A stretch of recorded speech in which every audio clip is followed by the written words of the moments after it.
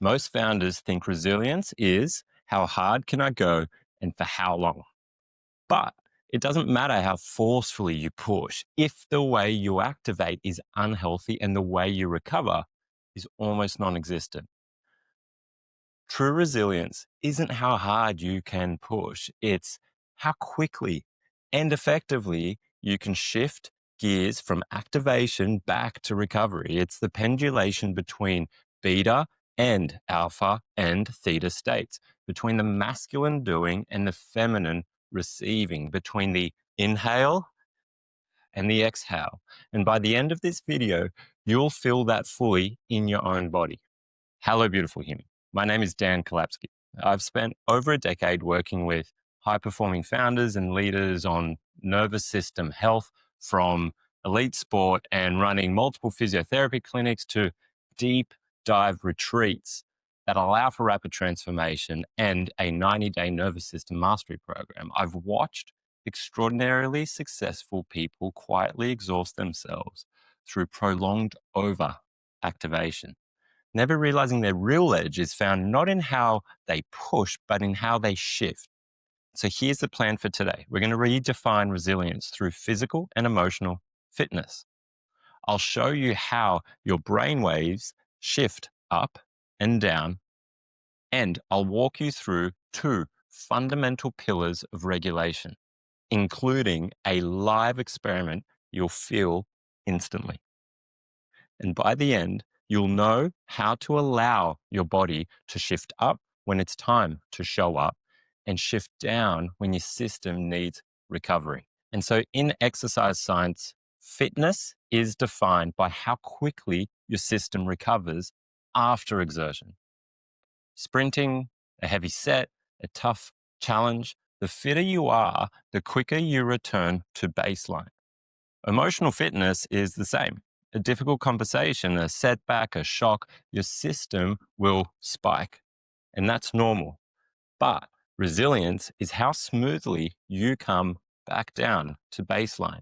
And importantly, it's not only about recovery, it's about the quality of your activation of the stimulus, good stress. Healthy nervous systems need bouts of intentional, appropriate activation.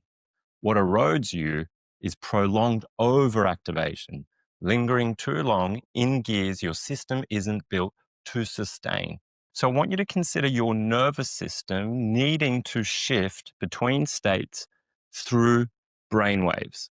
Your brainwaves are like the gearbox of the system. You've got beta, which is doing, analyzing, focus, get stuff done mode. Yeah? Then you've got slightly slower, alpha, soft focus, creativity, reading a book. Then you come down again and you've got theta. This is where deep emotional processing takes place and insight comes through. Deep relaxation, maybe a meditation. And then there's delta, deep repair and sleep occurs in and at these levels of brainwaves. And so here's what shifts you either up or down. These are activities that you can keep an eye out for. Faster breathing, the inhale or screens, blue and white light, caffeine, high intensity exercise, narrow focus, but more detailed. Things that might downregulate you and bring you into alpha, theta, or delta are slower breathing, the exhale being a little longer and emphasizing it, closing the eyes, softening the gaze, reading, journaling, or warm evening light, and awareness of the body. So sometimes you need to shift down, but your habits are shifting you up. This is why the hour before bed matters so much. Screens pull you into beta emergency mode when really it wants to be making its way down to alpha and theta, and then eventually moving into delta. So let's do a live experiment. So you're going to feel the micro cycle of activation and recovery in your own body right here, right now. Your heart rate will subtly increase on the inhale and it'll subtly decrease and slow down on the exhale. So let's give this a go. And so you've got two hand placements you can use. First one is placing two fingers just underneath the curve of your jaw there, gently pressing there, and noticing and readjusting until you can feel the pulse of your heartbeat. The other option is placing your hand onto your chest, over your heart, and then placing the other hand over your belly. So as you're there, gently closing your eyes and just noticing the pace of that pulse. I want you to start to take a breath in for 2, 3, 4, and then allowing that breath out for 2, 3, 4. And breath in again, 2, 3, 4, and breath out. And on the breath out, just notice the pace of that pulse. Now compare that to the breath in and notice the pace of the pulse on the breath in. Breath out, gentle, subtle, slowing down. Breath in, gentle, subtle, speeding up of that pulse. Just noticing the interplay between the sympathetic on the inhale of the activation and the parasympathetic, allowing for relaxation on that exhale. And when you begin allowing the exhale to extend, allowing rhythmic breathing, you're not forcing regulation. You're creating the conditions for your nervous system to return to a dynamic balance. This is micro recovery happening in real time. So there are two fundamental pillars of healthy self-regulation: breath and body awareness. Let's begin with the breath. Now, I know you've heard about breathing exercises before, but stick with me because what I'm about to share isn't just another breathing technique. It's about understanding the relationship between how you breathe and how you think. The breath is this beautiful polarity. The inhale is active.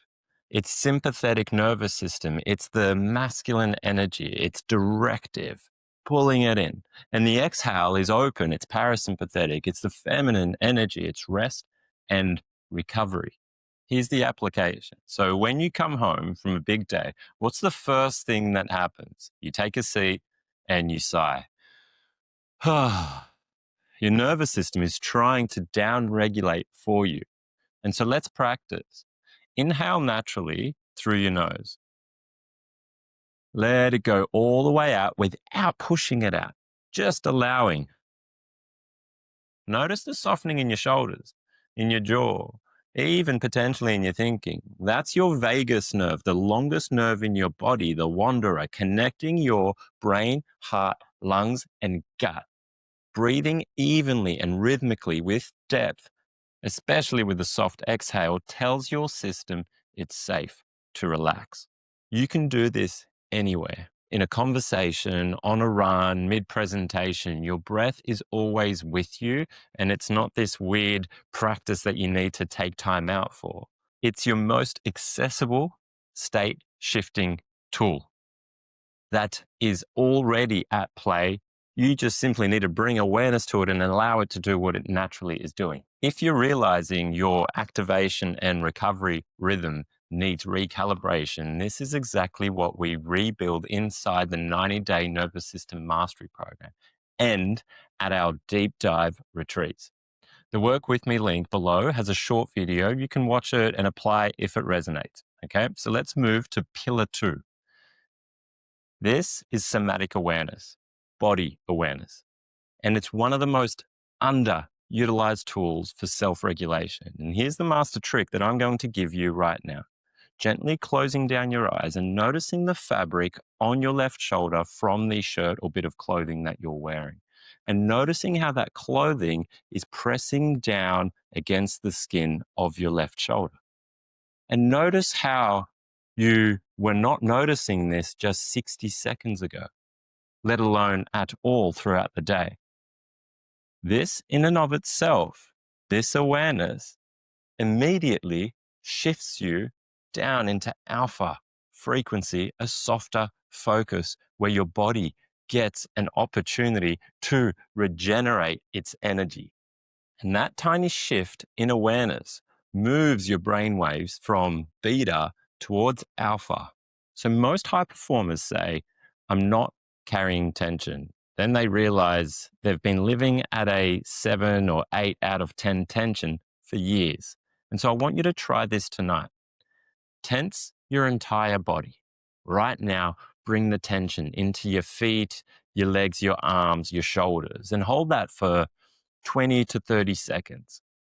As you're holding at max tension, then over the next 30 to 60 seconds, I want you to allow a gentle softening of that tension, allowing it to melt away from all parts of your body without a rush for that tension to be leaving your body, just naturally allowing it to unwind. And what we do here with this progressive muscle relaxation technique is we go and recalibrate into complete max tension and then allow a softening right into complete easefulness as much as we possibly can in that moment. Spreading it over 2 to 3 minutes of releasing that tension. And this here, the progressive muscle relaxation technique, is incredibly effective just prior to going to bed and doesn't take much at all. You can be ready and tucked away in bed as you give this a go. You're teaching your system what real ease feels like rather than the constant norm of underlying tension throughout the day. And here's what happens when we habitually carry tension.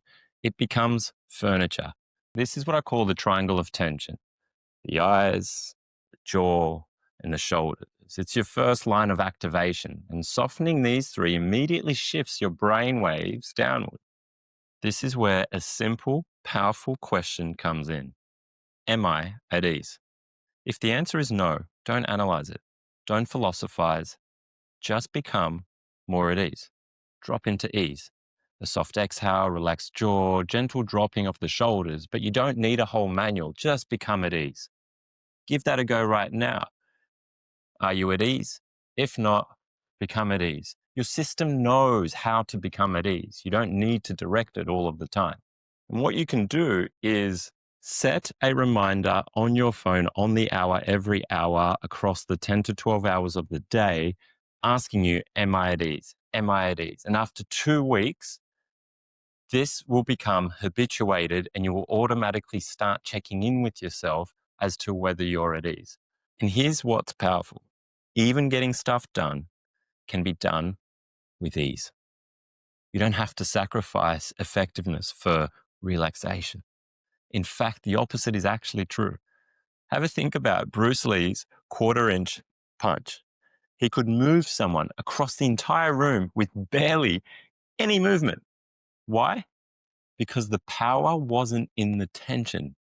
The power was in the relaxation that allowed for free flow of the tension following precise activation.